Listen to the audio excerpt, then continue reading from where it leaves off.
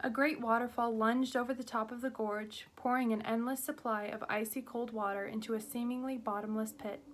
I closed my eyes, letting the sound and the spray take hold of me, wanting to be swallowed by it, wanting to let it wash over me, wash me clean. In church, they would call it being absolved. But absolved of what? Did I feel guilty about my mom? I hadn't done anything. That was exactly it. I hadn't done anything. I wasn't even there to fluff her pillow, put a cool washcloth on her face, pull the blanket up close, hold her hand. I wasn't there. I was in the barn. The water crashed around me. How do you get absolved for being absent? In Early's mathematical mind, that would be like taking nothing from nothing. You're still left with. Suddenly, in the cascade of water, I saw a flash of color and my stomach clenched in a knot. Had something gone over the edge of the gorge? The color stayed suspended in the waterfall for a brief instant, then disappeared. I waited for it to make its way out of the rush of water and into the current of the stream, but it never did. Had the colored object been pounded to the bottom of the pool? It took me a second to realize why my stomach was in a knot that wouldn't come undone, why I was so desperately looking for the flash of color to emerge from the torrent of water. It was tartan red. I set my sights on the waterfall. Going over that cliff would probably kill a person, with its water rushing over the top of the gorge and falling in a great sheet. Early couldn't have gotten up there that fast, could he? Where should I look? In which direction should I go? And now the rain came down, a million new drops of water joining the torrent that churned past me. Anything that had gone over the falls would be carried in one direction. I knew it made sense to follow the water, but that flash of red and the way it had lingered in the falls held me. The color hadn't come from above the waterfall. It had come from behind it. My course was set. I had chosen to follow that red tartan jacket on this quest when I had no other beacon or landmark to follow. I would follow it again now. I turned upstream and headed in the direction of the waterfall. The roar and surge of the water were powerful. Every step was a struggle as I tried to keep my footing on the rocky bank and to see into the spray pummeling my face. I was headed for the incline leading to the top of the gorge. Just as I was mapping out the climb, looking for footholds and tree roots to grab onto, I noticed a narrow path veering away from the bank and seemingly into the stream. There were footprints. He wouldn't have walked right into the waterfall. What could he have been looking for? Again, I followed him, 3, 4, 5 steps. Then the path ended, and all that was left were slippery rocks that jutted out into the water. There were no footprints coming out. Early had not turned back. He had to have walked out onto those rocks.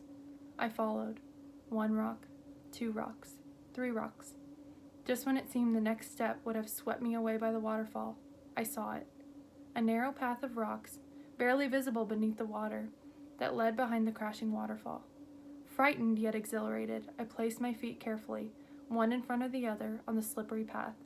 Then I ran out of rocks. I couldn't see one more step. How do you take another step when you can't see the path in front of you? But wasn't that what I'd been doing all along on my journey with Early? I put my foot out where I could picture Early putting his, taking a deep breath, and leaped. I landed on solid ground. The water still crashed around me, filling my ears as it echoed throughout the stone cavern in which I'd found myself. Early? I called, but could barely hear myself. I stepped forward in the cavern. Where was I? What was this place? And where was Early? Early, where are you? My voice echoed back to me. It must have been bigger in there than I thought, and it was dark. I pulled the flashlight out of my pack, grateful to Gunnar for having packed it in my bag. The light switched on, revealing jagged walls of ancient rock. I found myself looking for cave drawings made by people who had lived there long ago. What would they have drawn? I didn't know much about the native people of the American Northeast. In Kansas, the early inhabitants would have drawn bison and maize and spears. I suppose that wasn't too far off from what any early artist might have drawn. Animals, food, and weapons. The basics. I had to think like Early. To him, this was not just a cave that he'd happened upon. He'd looked for it. He'd found it.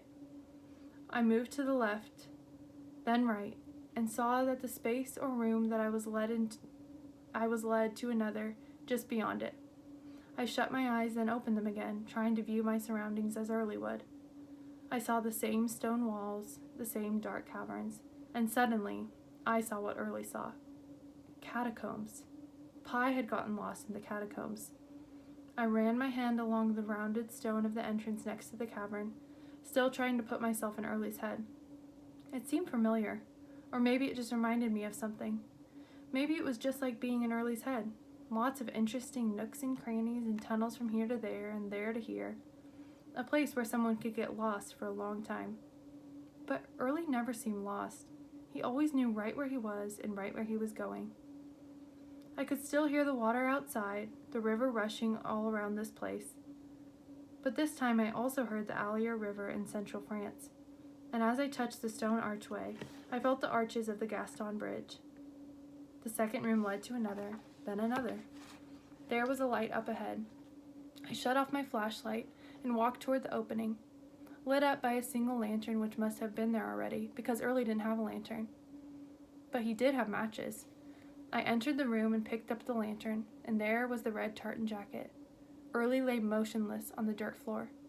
Early! My voice sounded raw. He didn't move.